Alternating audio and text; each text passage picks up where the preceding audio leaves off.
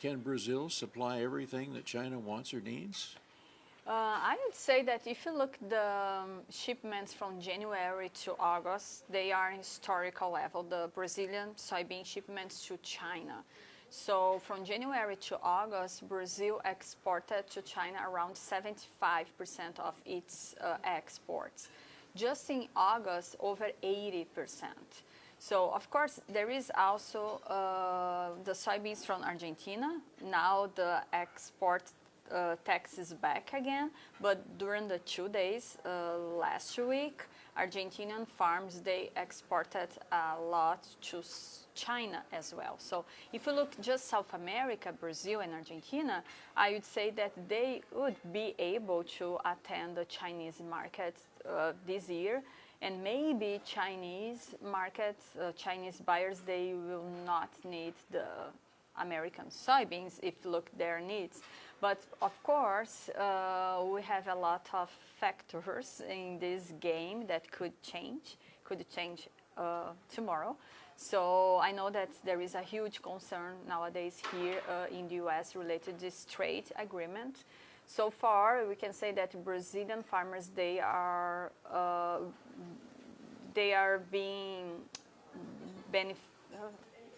so far, we can say that Brazilian farmers, they are helping from this trade war because they are able to export more soybeans to China this year.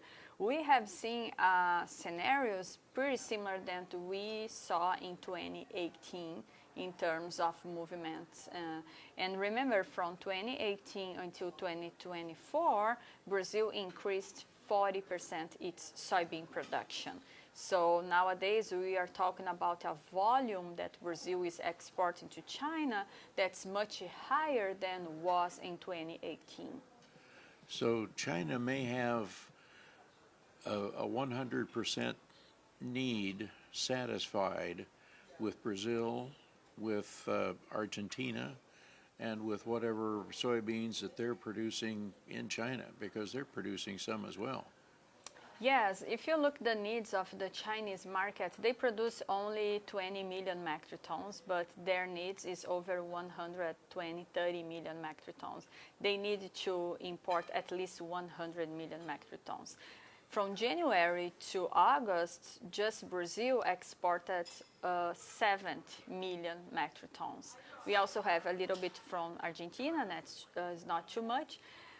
But I would say that still have time for the U.S. soybean go to China this year and fill this gap. I mean, but of course, for that, it's necessary to have a trade deal between China and the United States. So even though in 2018, the amount that the China's share on the U.S. market was around 18%. So if they increase a little bit than that, the United States could reach the same share than 2018. Still very low if you compare to the last year that the total soybean exports from the U.S., around 50% went to China. Okay. Brazil is certainly growing more and more every year. They're increasing acreage, they're increasing production, both in beans and corn. Is this something that's really going to take over global, satisfy global demand in a big way? I think a lot of American farmers are going to wonder, where's their place in the sun going to be?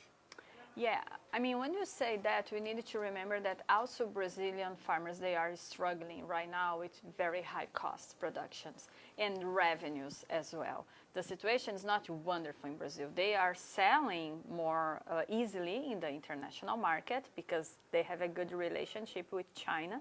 They kind of have an over-dependence of China, but they are still struggling. They are also struggling with very high costs production. And the prices in Brazil, the international market, the prices are very low. Brazil, they have some advantages because, for example, nowadays, the premium on ports, they are helping to offset these low international prices. The exchange rate also help a little bit to offset this. but they are still having a tough time in terms of costs, production. Also in Brazil, farmers have big challenges related to transportation, related to storage, and also related to interest rates. In Brazil, the interest rate nowadays is 15%, 15%. Yes. So the inflation is under control, but the interest rates, the cost of money in Brazil is very high. So if the farmers, they saved some money in the good years, they are in good shape right now. But if they didn't, they are facing maybe the same situation than Americans nowadays in terms of financial trends. So cost of production is tough, high interest rates, and they've got to sell beans on the global price level, not just setting anything that they want to. So it's really, they don't have quite as good a time and as one might think, even though they've got a major market to supply and they're happy to do it. Yeah. I would say that the only difference that nowadays Brazil doesn't have any trade war with China, that's the main buyer. Other than that, the same challenge that farmers are facing in terms of cost production and low international prices is the same challenge that Brazilians are dealing right now with the additional interest rates in Brazil that continue increasing and the challenge related to transportation and storage. That's a historical problem in Brazil that government after government, they cannot. The situation nowadays is better than used to be in the past, but it's still a lot of challenge around transportation system. Well, I think a lot of folks are under the impression that China has come in, has helped with river infrastructure, has helped with rail infrastructure, things like that, but that's still not quite enough then. Yes, I mean, I would say that the Chinese investment in Brazil is less than people think that it is. They do investments in Brazil, but more indirect investments, sometimes in chemical companies or inputs. They are doing some investments in ports facilities in Brazil, but it's not something that will change in a couple of years because Brazil is a huge country. We are talking about long distance. So even though if you make an investment in a port in some region, will not change the entire picture. But when you think about storage, the most investments in Brazil are from American companies, ADM, Bunge, Cargill. We also have Kofco, that's from China. But these big traders, during many years, they did the highest investments in Brazil, at least in terms of storage. But transportation, we have some issues because there are some operations that they are under federal legislation.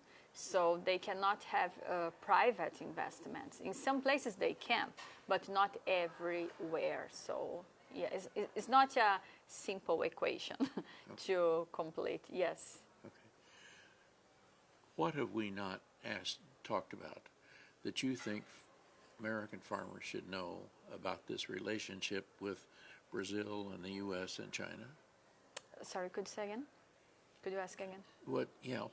What should farmers know about this relationship with Brazil and China and the U.S.? What would you like American farmers to know?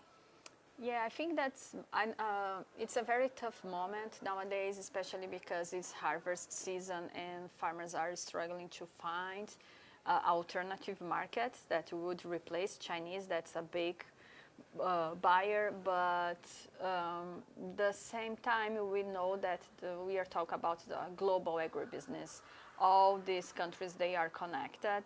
So even though U.S. farmers, they need the Chinese market, the Chinese buyers, they also need the American products. So I'd say a trade agreement is not something that just Americans would like. My guess that Chinese would like this trade agreement as well because it will be helpful for everybody. We are in the end of September. We still have some time to take some advances in negotiation and to have a better last 3 months of the year that could bring a little bit of relief for the U.S. Farmers.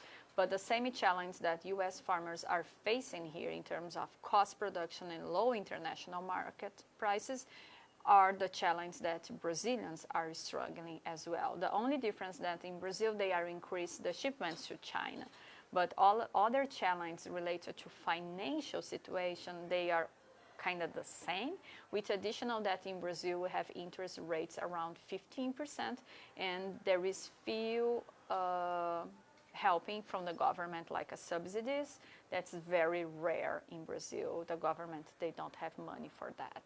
And even though when they have money, sometimes they don't put on that.